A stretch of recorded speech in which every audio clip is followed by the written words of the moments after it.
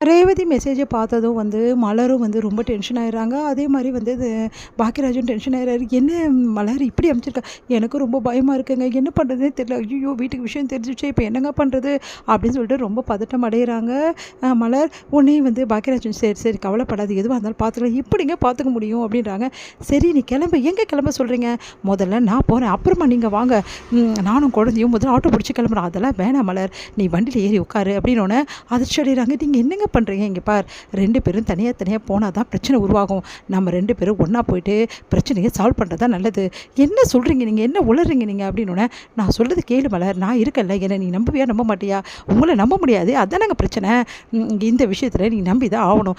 உட்கார் மலர் அப்படின்னோடனே சரின்னு சொல்லிட்டு மலரும் போகிறாங்க. 2 பேரும் ஒன்றா இறங்குறத பார்த்து அதிர்ச்சி அடைகிறாங்க வீட்டில் உள்ளவங்கலாம். என்ன நடக்குதுங்க அப்படின்னு சொல்லிட்டு உடனே என்ன 2 பேரும் ஒன்றா வரீங்க, தனித்தனியாக தானே போனீங்க அப்படின்னு அவங்க அப்பா கேட்குறாரு. தெரியாத மாதிரி உடனே ஓ அப்பா என்கிட்ட போட்டு வாங்க பார்க்குறாரா, நம்ம உஷாராக இருக்கணும் அப்படின்னு சொல்லிட்டு பாக்கியராஜ் இல்லைப்பா 2 பேரும் ஒன்றா தான் ஃபங்க்ஷனுக்கு போயிட்டு வரோம், என்னடா உளர்ற, நீ உன்னை போவேன் தானே சொன்னார் அப்பா, எதுக்காக போனேன் அப்படின்னு அவங்க அம்மா கேட்குறாங்க. இல்லைம்மா அது ஏன்பா ஏன்டா என்கிட்ட சொல்லாமல் கொள்ளாமல் போகிறது அளவுக்கு நீ பெரியவன் ஆகிட்டியா அப்படி அவங்க அப்பா கேட்குறாரு. இல்லைப்பா ஏன் போனேன்னா அத்தை ரொம்ப கெஞ்சி கேட்டாங்கப்பா, எனக்கு வேறு வழியே தெரியல, அதுவும் முன்னாடியே போலப்பா, கொஞ்ச நேரத்துக்கு முன்னாடி தான், வேறு வழியே கிடையாதுன்னு சொல்லிட்டு போனேன்ப்பா, ஏன்னா அத்தை ரொம்ப கெஞ்சி கேட்குறாங்க. இவ்வளோ ஒரு பெரியவங்களை கெஞ்சவில்லைப்பா, நீங்களே சொல்லுங்கப்பா, பெரியவங்களுக்கு மரியாதை கொடுக்கணும், கெஞ்சி வைக்கக்கூடாதுன்னு நீங்கள் சொல்லியிருக்கீங்களப்பா அப்படின்னு சொன்னோன்னே, ஆமாம் கரெக்டு தான் அப்படின்றாரு. அதனால தான்ப்பா போனேன். சரி மலர், நம்மளாம் சாப்பிட்டோம், அப்பா நீங்களாம் சாப்பிட்டீங்களா? நாங்களாம் சாப்பிட்டாச்சு. ஓ அப்படியா, சரிங்கப்பா. மலர் நீ வா, நம்ம போய்ட்டு வேண்டிய வேலையை பார்க்கலாம், குழந்தை பாரு தூங்குற மாதிரி இருக்கா, அவர் தூங்க வைக்கலாம் அப்படின்னு சொல்லிட்டு போயிடுறாரு. என்னங்க இங்கே நடக்குது? நீங்கள் எதுவுமே கேட்கல, வேற என்ன கேட்குறது? அவன் தான் எல்லா உண்மையும் சொல்லிட்டானே, உண்மையை சொல்லலைன்னா பரவாயில்ல, ஆனால் எல்லாத்தையும் சொல்லிட்ட அப்புறம் என்ன பண்ண முடியும் அப்படின்னு உடனே இங்கே மதி வராங்க.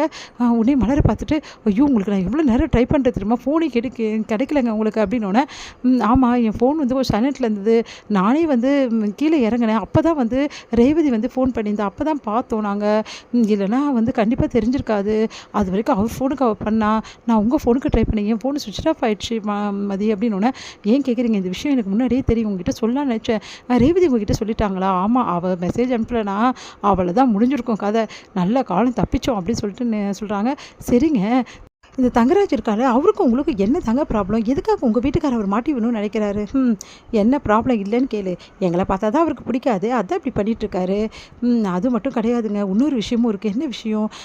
தங்கராஜ் இருக்கார் இல்லையா, ஆமாம், அவரோட வேலை செய்கிறவர் தான் அவரோட தங்கச்சி தான் நீங்கள் பார்க்க போயிருக்கீங்க. நீங்கள் என்ன சொல்கிற மதி? ஆமாங்க, இது என்ன நடக்கும்னு தெரியல. அடுத்தோடனே மலர் யோசிக்கிறாங்க, ஒரு வேளை இந்த நிச்சயம் நடக்காதா இந்த சம்மந்தம் அப்படின்னோடனே, அதுவும் தெரியலையே, ஐயோ தங்கராஜ் அண்ணன்கிட்ட மாட்டிக்கிச்சு இந்த பிரச்சனை, என்ன பண்ணுறதுன்னு தெரியலையே அப்படி சொல்லிட்டு யோசிக்கிறாங்க. இங்கே ரொம்ப டென்ஷனாக மதி இருக்கிறத பார்த்துட்டு என்ன பண்ணுறாரு, சுரேஷ் உள்ளே வராரு. என்னாச்சு அப்படின்னு சொல்லிட்டு கேட்குறாரு. ஒன்றும் இல்லை அப்படின்றாங்க. இல்லை நீங்களும் நீயும் ஏதோ பேசிட்டு இருந்தீங்க, அப்புறம் என்னை பார்த்துட்டு நீ உள்ளே வந்துட்ட, என்ன விஷயம், இதை பிரச்சனையா அப்படின்னோடனே, பெரிய பிரச்சனை தான். என்ன பிரச்சனை? வேறு என்ன, எல்லாத்துக்கும் காரணம் உங்கள் மாமா தான்.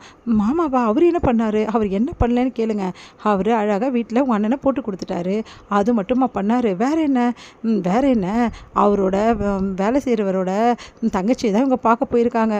இது கண்டிப்பாக இந்த சம்மந்தம் நடக்க போகிறதில்ல, அதை நினச்சி தான் அவங்க மலர் அவங்க கவலைப்பட்டுருக்காங்க அப்படின்னோடனே, நீ என்ன சொல்கிற? எங்கள் மாமா அப்படிலாம் பண்ணவே மாட்டாரா?